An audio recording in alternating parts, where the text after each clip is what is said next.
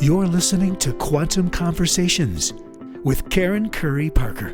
Join us as we explore new frontiers in consciousness, science, and evolution. And now here's your host, Karen Curry Parker.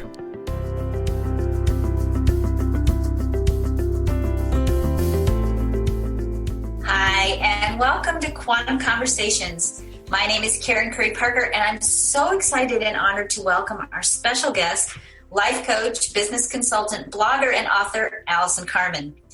Allison is the author of The Gift of Maybe, Finding Hope and Possibility in Uncertain Times, and a contributing blogger to Huffington Post and Psychology Today. She blogs about spirituality, self-improvement, and parenting. Allison's philosophy is called Maybe. And with that philosophy, she helps people with the uncertainty of life. She has successfully applied the philosophy to help her clients who range from entrepreneurs and owners of multi-million-dollar companies to artists, actors, writers, fashion designers, attorneys, healthcare workers, parents, nannies, and the homeless. Allison has witnessed hundreds of people, regardless of their present circumstances, who've had the courage to step into the realm of maybe and improve their lives. Welcome, Allison. Oh, Karen, thanks for having me. I'm so excited to talk to you because you use a phrase that the first time I read it, I literally had to stop and laugh because I thought, oh, how perfect is this? You say that people are addicted to uncertainty, and I love that. And I really actually had to sit back and go, oh yeah, me too.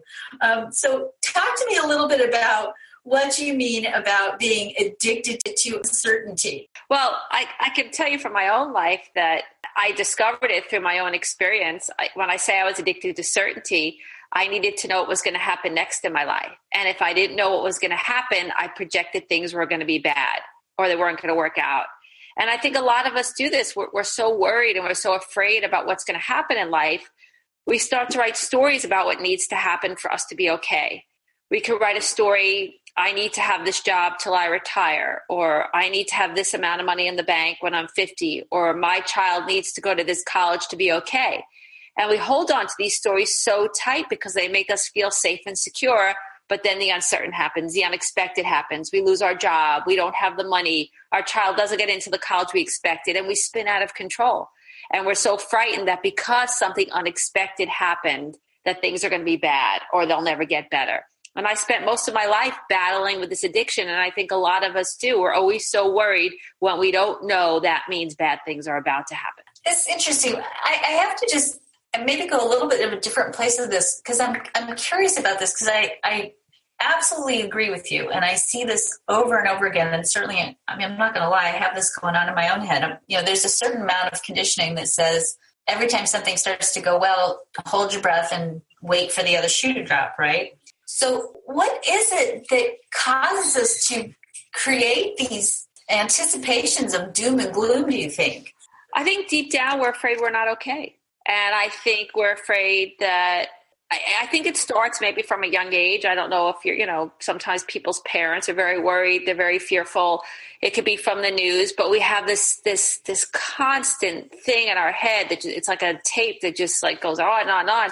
We're not okay. Things are okay. Things can't get better. And I think the unknown becomes this really scary place because when you're so afraid you're not okay to begin with, and then you look out into the future and you see that you can't know, it just creates that story that I'm not okay today and how will I be okay tomorrow? And then everything is, based on what's happening, what's not happening. This is good, this is bad. And we just get into a really bad place where we're always looking to feel okay by knowing what's going to happen next. And it's very unsettling for many of us. So when you say the gift of maybe, what exactly is the gift of maybe?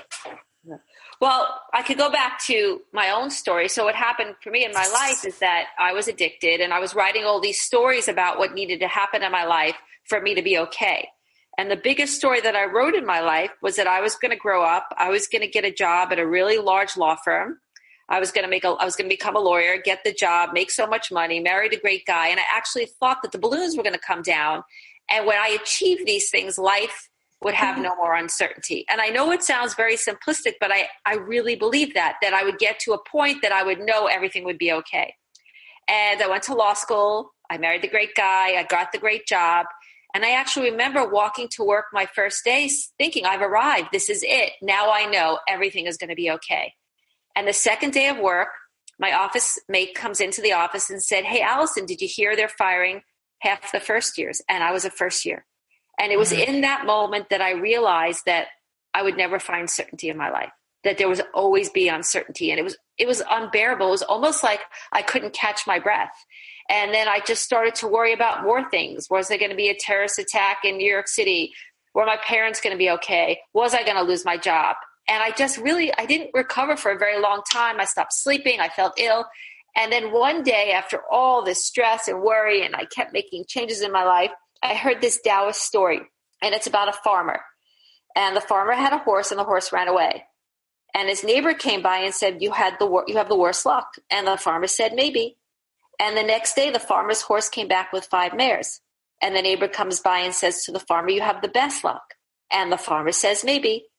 And the next day, the farmer's son is on the horse. He falls off and breaks his leg. And the neighbor comes by and says, you have the worst luck. And the farmer says, maybe. But the next day, the army comes to take the farmer's son to war, but they can't take him because his leg is broken. And the neighbor comes by and says, you have the best luck. And the farmer says, maybe. And the minute I heard that story, I actually felt a pop in my chest. Because in my life, the minute something didn't work out, I was doom and gloom. And this idea of maybe made me realize that uncertainty is my best friend. If I don't like what's happening today, it's only on the unknown my life's going to change. And because it's this maybe, that nothing's ever certain. And because it's never certain, there's always hope and possibility. So maybe just reminds us you're not stuck, you're not doomed. And tomorrow always offers us something new. And within that not knowing is miracles. It's beautiful things. It's beautiful creations. It's new opportunities. So yeah, you could argue that maybe things will be bad, but we're already thinking that. We're always thinking it's going to be bad. So this bigger idea of maybe gives you a new perspective, and it allows you to see all the possibilities in your life. And so it really changed everything for me. And now I'm, like you said in the beginning, I'm addicted to uncertainty. I like when I don't know, because I realize that's the beginning of something beautiful. I love that. So, one of the things that occurs to me when you say this is that one of the prerequisites to sort of embracing uncertainty is faith, that you have to sort of cultivate a certain degree of faith. How do you learn to partner with the uncertainty, and how do you find the faith? That's such an interesting question, because I believe I found me because I had no faith. And I look at maybe as a cognitive faith. That's what's so amazing about maybe. It allows you to hang out in the unknown, where the people who have faith, they're just okay no matter what happens. But this idea of maybe, you could start playing around with it. You could actually access uncertainty and be comfortable, because you realize, okay, I don't know what's going to happen, but maybe things will be okay. Maybe it'll get better. Maybe things will be good. Maybe I don't know what the future is, and maybe that's okay. Maybe there's something for me to find in this moment. So all of a sudden you're using these maybe statements, and you're engaging in uncertainty in the same way people who have faith have. So I call it a cognitive faith, because it's the beginning. And what's so fascinating about it, and this is the part I didn't realize when I wrote The Gift of Maybe, I had no idea that if you practiced it long enough and you experience the unknown with an open heart and an open mind, eventually you will cultivate faith. And so in my life, there are parts of my life I have faith now that I don't even use maybe. And it was the practice that got me there. And I have clients who call me up and say, Allison, I don't use the practice anymore because the unknown I know is my best friend. And I like not knowing, because I always know that it's the beginning of something new in my life. So it's so fascinating that I think that it's a way for people who don't have faith to get there. It's a path. I mean, there are many paths in life. It's just one path that can help you get to a place of more faith and be more comfortable with what you don't know. So do you have like a specific technique or process that you share with people, or even just an introductory visualization that you can walk people through if they're facing uncertainty right now? Yes. One of my favorite exercises is, and it's a basic one, it's in the first chapter of the book. And what you do is you write your biggest fear down, whatever it could be. I'm afraid I'll never fall in love. I'm afraid I won't get another job. I'm afraid that my child will never make friends. Whatever your biggest fear is, you write it down. And then you ask yourself, am I absolutely certain that this thought's true? Am I absolutely certain I'm never going to get a job? Am I absolutely certain I'm never going to fall in love? And the funny thing is that this is where not being certain works in our favor. No, you're not certain you'll never get a job. You're not certain you'll never find love. And then when you recognize that you're not certain, you start to write maybe statements down. And first you keep them very broad.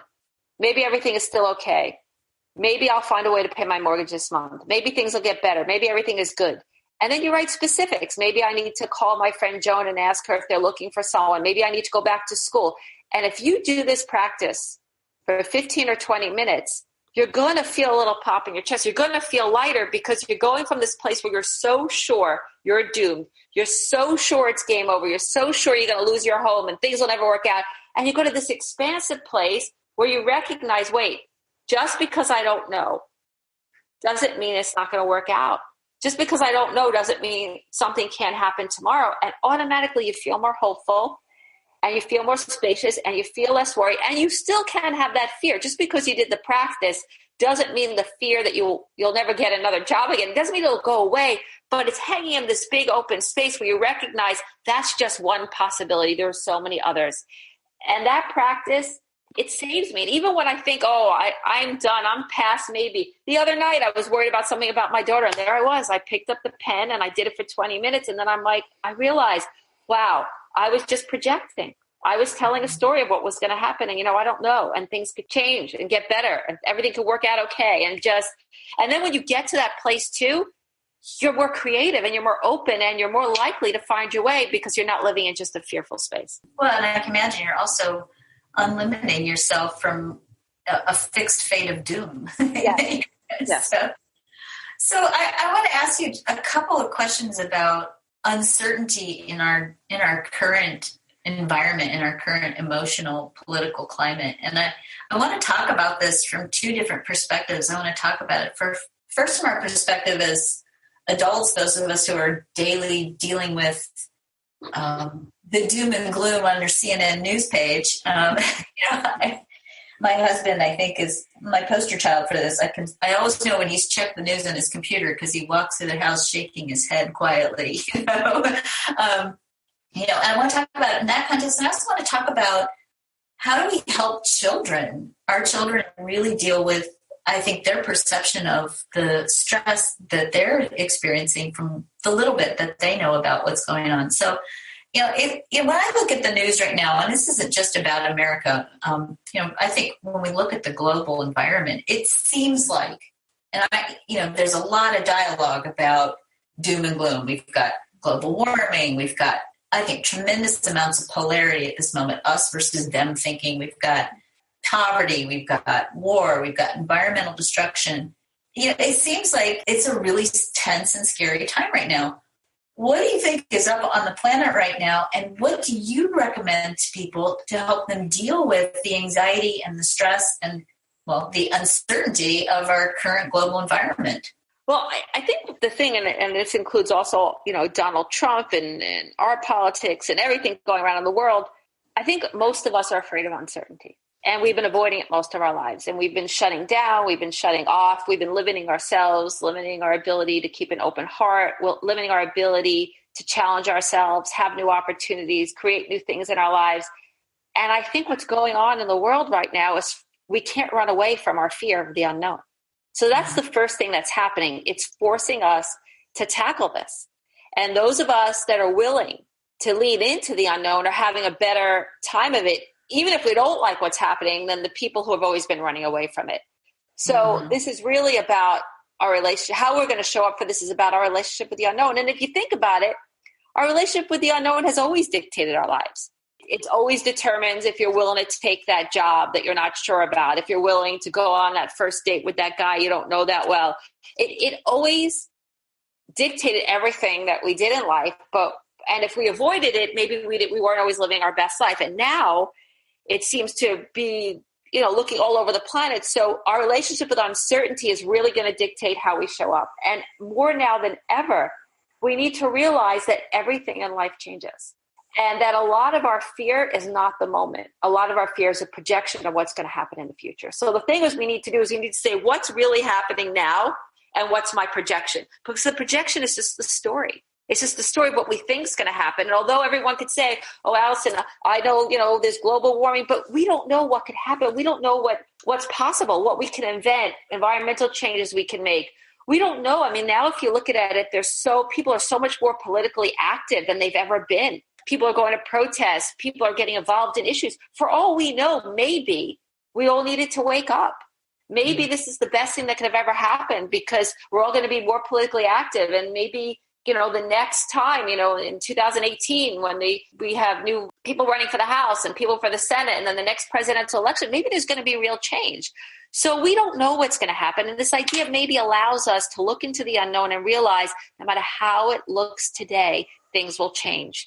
And when they do, there's hope and possibility. Nobody could know for sure that we're all going down the tubes, but it's just our fear. So this is a great time for us to improve our relationship with uncertainty. And if you're willing to do that and you could stay so present, and yes, in the moment, there are things we have to take care of, but a lot of what we're worrying about is a projection of what's going to be tomorrow. And I think that's the game that people really need to kind of deal with and face. I love this. And I'm curious too about how you would help children work with this. And I'll give you an example. My daughter goes to a Jewish day school, and our school has been evacuated with a bomb threat earlier this year. And, talking to the kids and trying to give them a mindset that allows them to really push through this and not stay in the fear has been an interesting adventure, to say the least.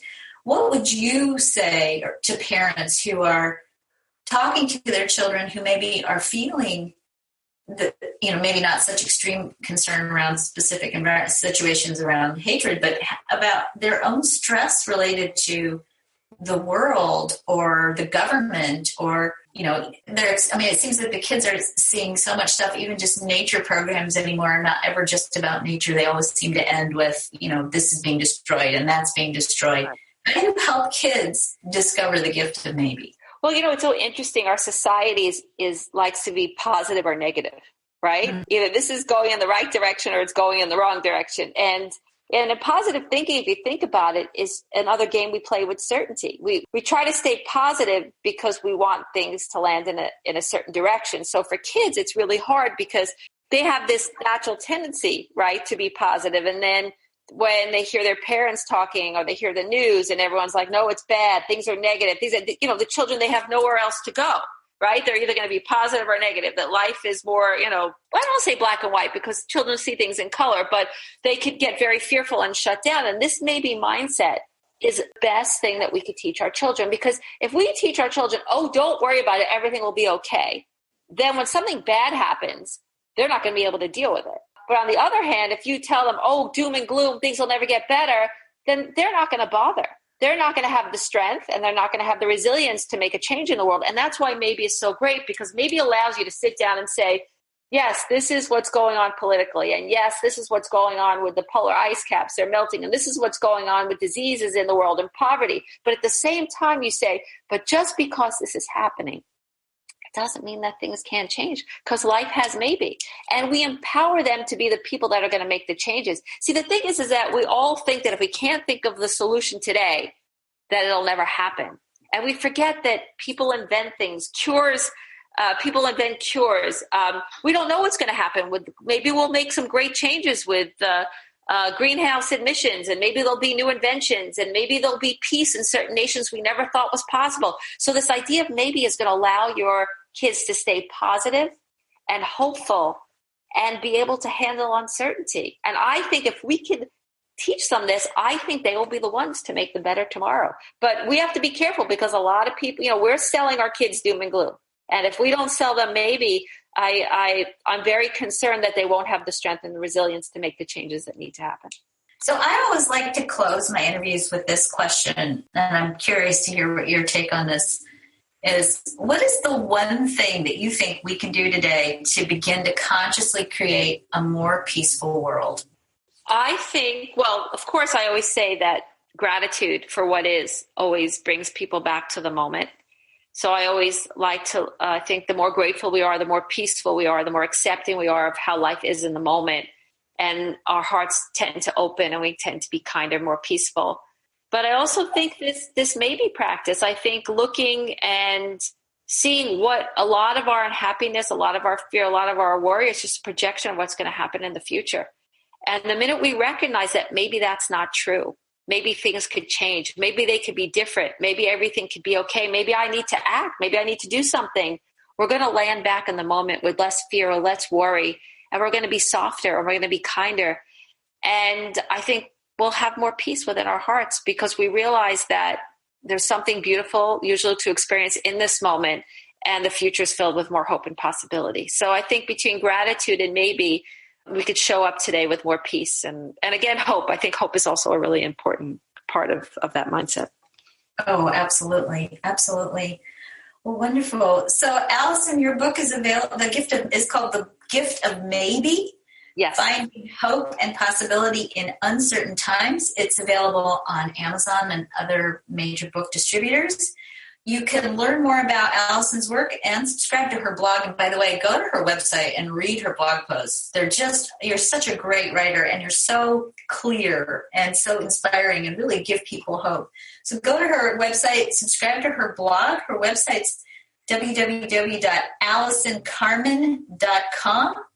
And go there, read some of the things she's written. I loved you have a great blog on there about why we should give up positive thinking. So that was one of my favorite ones. She's also got some nice video interviews. You can check her out. I want to thank you, Allison, for joining us today on Quantum Conversations. And for our listeners, may you always stay inspired and fundamentally creative.